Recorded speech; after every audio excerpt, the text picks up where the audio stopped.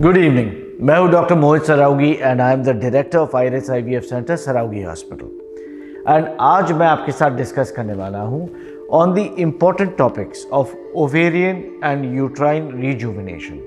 Now ये एक बड़ा ही इंटरेस्टिंग एंड एनिग्मेटिक कॉन्सेप्ट है जो आप समझ सकते हैं कि this is new technology okay, जो कि रिसेंट 3 या 4 साल में पॉपुलर हुआ है। ये टर्म के बारे में हमने शायद सुना भी होगा, बट इसके बारे में डिटेल में किसी ने शायद एक्सप्लेन नहीं किया होगा।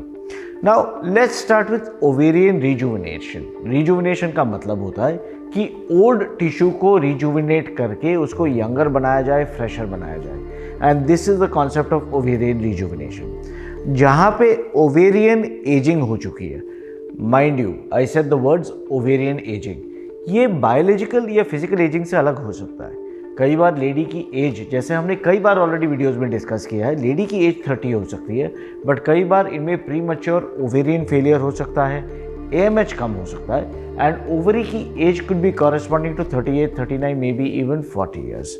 सिमिलरली दूसरे स्पेक्ट्रम में लेडीज़ होते हैं जिनकी एज वाकई में ज़्यादा है और इसलिए उनके ओवरी में एग बनाने की क्षमता कम है, यानी नेचुरल ओवेरियन फेलियर हो रहा है, which is corresponding to their physical as.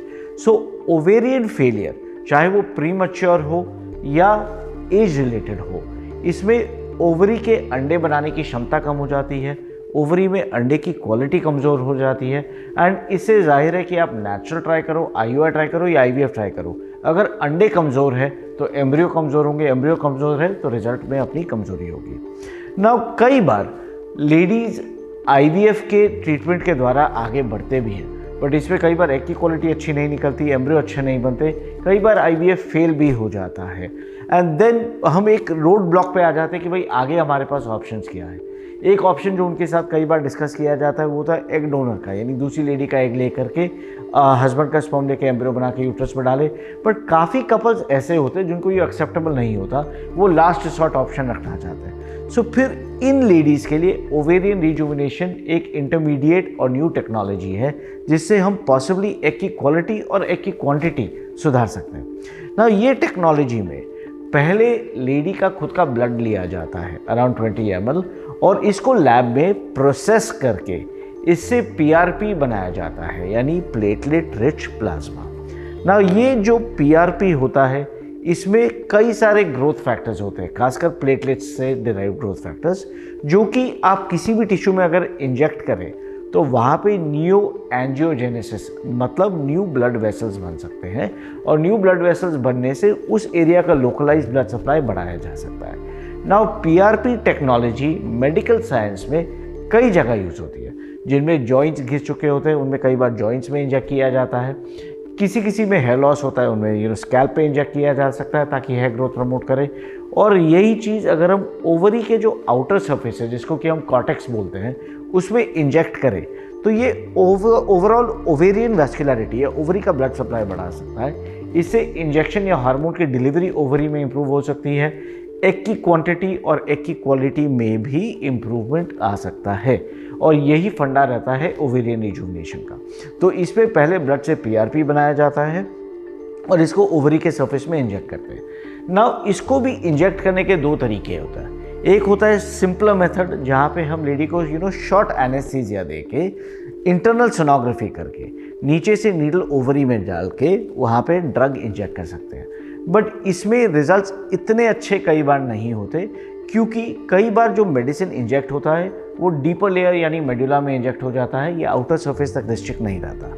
और सेकंड मेथड होता है जो कि स्लाइटली एक्सपेंसिव होता है, इलैबोरेट होता है, बट ज़्यादा साइंटिफिकली करेक्ट होता है, वो होता है लैप्रोस्कोपिक ओवेरियन रिजुविनेशन, जहाँ पे लेडी में बाकायदा लैप्रोस्कोपी या कीहोल सर्जरी करते हैं, यानी पेट से दूरबीन डाल के ओवरी को देख के पकड़ के ओवरी के सुपरफिशियल सरफेस में PRP इंजेक्ट करते हैं, और इसके रिजल्ट अक्सर TVS PRP यानी सोनोग्राफी PRP से बेटर माना जाता है। तो ये कॉन्सेप्ट रहा ओवेरियन रिजुविनेशन का। यदि हम किसी लेडी पे ओवेरियन रिजुविनेशन करें तो इसमें 1-1.5 महीना गैप दिया जाता है ताकि इसका बेनिफिट यानी आ सके पूरी तरीके से, और उसके बाद ही सेकेंड साइकिल IVF का अपन अटेम्प्ट करते हैं। ना इसी लाइन्स पे अगर हम इसको एक्स्ट्रापोलेट करें यूट्राइन रिजुविनेशन पे, तो इसका कॉन्सेप्ट होता है कि जिस लेडी में यूट्रस की लाइनिंग बिल्कुल ख़राब हो चुकी है, या यूट्रस की लाइनिंग थिन है, या यूट्रस का ब्लड सप्लाई कमज़ोर है, इनमें हम लाइनिंग रिजुविनेट कर सकते हैं, यानी यूट्रस के लाइनिंग में सुधार ला सकते हैं। और प्रिंसिपल रफली सेम रहता है। इसमें भी ब्लड लेके PRP बनाया जाता है। फ़र्क ये है कि इस प्रोसीजर में अंडर एनेस्थीसिया हम हिस्टेरोस्कोपी करते हैं। हिस्टेरोस्कोपी का क्या मतलब होता है कि यूट्रस के अंदर सर्विक्स से, वजाइना से कैमरा डालते हैं, फिर अंदर जाके कैविटी को स्टडी करते हैं। कैविटी में कुछ अबनॉर्मलिटी है तो उसको करेक्ट करते हैं, और एक स्पेशल नीडल के सहायता से यही PRP यूट्रस की जो लाइनिंग है एंडोमेट्रियम, उसके जस्ट नीचे इंजेक्ट करते हैं, ताकि वहाँ पे न्यू ब्लड वेसल्स जनरेट हो, क्योंकि वहाँ का ब्लड सप्लाई ओवरऑल बढ़े, यानी यूट्रस के मसल वॉल का, और इससे यूट्रस की वैस्कुलरिटी और एंडोमेट्रियम यानी यूट्रस के लाइनिंग के थिकनेस में इंप्रूवमेंट आए, और इससे इम्प्लांटेशन में बेनिफिट हो सकता है, मिसकैरेज के चांसेस कम हो सकते हैं। सो अगर मैं इसको समराइज करूं तो ओवेरियन रिजुविनेशन और यूट्राइन रिजुविनेशन में हम बेसिकली ग्रोथ फैक्टर्स अपने ब्लड से एक्सट्रैक्ट करके या तो ओवरी में इंजेक्ट करना चाहते हैं ताकि एग क्वालिटी सुधार पाए और अपने ही एग से प्रेगनेंसी दे पाए, या यूट्रस के लाइनिंग में इंजेक्ट करना चाहते हैं ताकि यूट्रस की लाइनिंग की थिकनेस बढ़े